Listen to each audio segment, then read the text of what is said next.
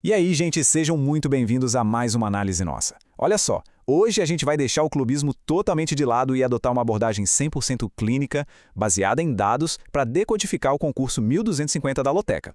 E vou te falar, essa rodada está gerando um burburinho enorme porque a grade está simplesmente lotada de clássicos gigantescos.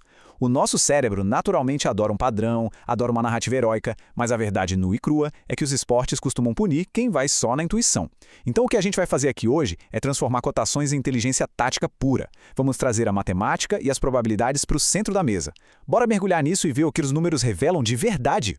Bom, para a gente destrinchar essa grade de 14 jogos sem se perder, nosso mergulho vai passar por 5 pontos rápidos. A gente começa vendo o tamanho desse desafio, depois entra na perigosa armadilha de confiar cegamente nos favoritos, em seguida vamos entender a matemática da probabilidade condicional na prática, mapear os jogos mais perigosos e, por fim, montar aquela estratégia de proteção inteligente. Então, começando logo pelo módulo 1, o verdadeiro desafio do concurso 1250. Logo de cara, a rodada já joga umas iscas emocionais fortíssimas para cima da gente. Temos confrontos internacionais absurdos, tipo aquele clássico espanhol pesado entre Barcelona e Real Madrid, e o clássico londrino sempre muito tenso entre West Ham e Arsenal. E sabe o que é curioso?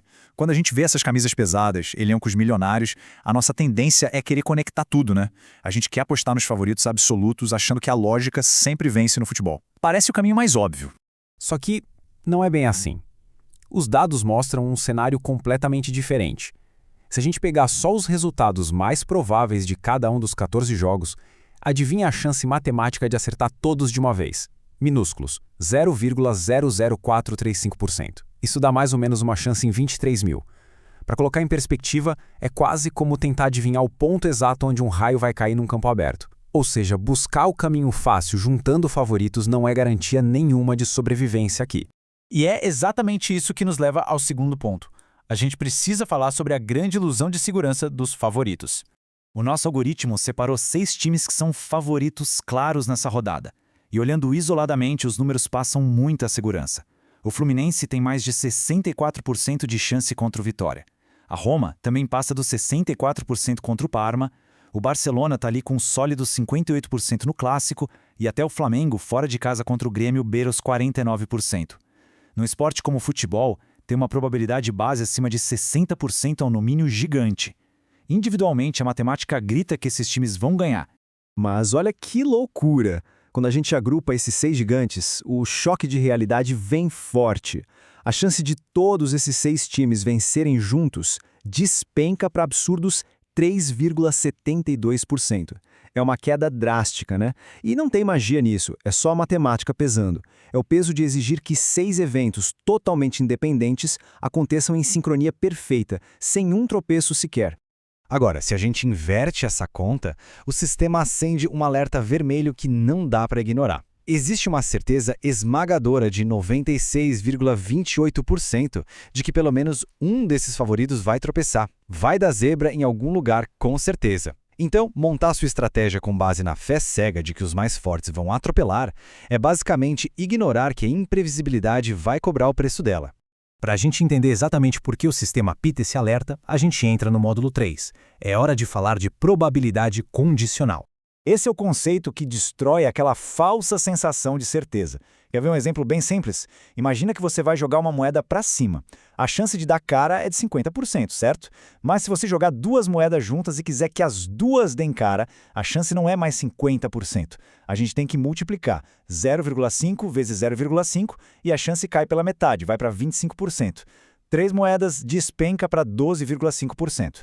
No futebol, a gente aplica essa mesma lei implacável da matemática toda vez que adiciona um jogo na grade.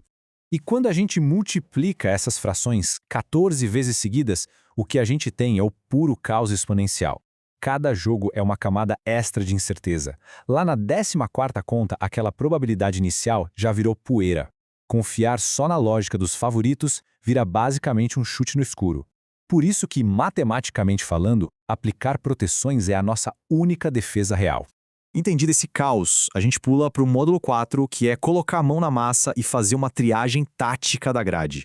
O algoritmo classifica a rodada numa espécie de pirâmide de risco. Lá na base, a gente tem os jogos mais tranquilos. Aí a gente sobe para as zonas de atenção, risco alto, até chegar no topo vermelhinho, o risco máximo. E um jogo de risco máximo é fascinante, sabe? São aqueles confrontos onde as forças simplesmente se anulam, o fator casa não pesa tanto e as zebras adoram passear. Filtrando só o topo dessa pirâmide, a gente encontra os verdadeiros jogos do caos. Partidas 2, 5, 7 e 10. Sabe o que elas têm em comum? Nenhum time tem força dominante. A chance do resultado mais provável acontecer em qualquer um desses jogos não chega nem a 45%. O campo está totalmente aberto, é aqui que qualquer resultado é estatisticamente possível. Pegando o jogo 2 como exemplo, Coritiba contra Internacional. O Inter até aparece como favorito, mas olha a métrica principal. Só 35,64% de chance de ganhar.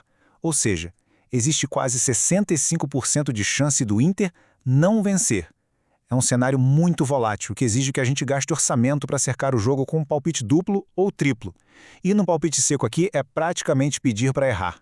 E não vai achando que essa bagunça é só no futebol sul-americano, viu? Lá na Espanha, a gente tem um cenário quase idêntico no jogo 5, Real Sociedade contra Real Betis. O Betis tem uma microvantagem com só 36,94%. De novo, uma margem apertadíssima que flerta com o imponderável. Partidas assim têm que ser as primeiras a receber investimento da nossa carteira de proteções. O que nos leva ao nosso último módulo. Como a gente transforma esse monte de número numa estratégia prática para preencher a grade? O segredo todo está no equilíbrio. De um lado, a gente tem as zonas de proteção absoluta, aqueles jogos inflamáveis que a gente acabou de ver. Do outro, a gente tem as âncoras, ou os secos, tipo Fluminense, Roma, Arsenal e Barcelona. Para quem não usa tanto o termo, o palpite seco é aquele palpite único, cravado, sem rede de segurança.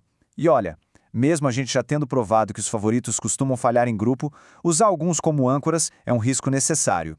A gente assume esse risco calculado para economizar orçamento e poder focar os duplos e triplos exatamente naqueles jogos onde o caos estatístico é muito maior. É como construir uma fortaleza. Passo 1, a gente finca a fundação com as nossas âncoras para não queimar cartucho à toa. Passo 2, a gente constrói os muros nas zonas de risco máximo. A gente joga a maior parte do nosso recurso de proteção direto naqueles jogos 2, 5, 10 e 7. E o passo 3, o que sobrar de recurso, a gente usa para fazer um ajuste fino naqueles jogos de risco alto, mas não extremo. É assim que joga quem se recusa a contar só com a sorte. Então, para amarrar toda a nossa análise de hoje, fica essa reflexão.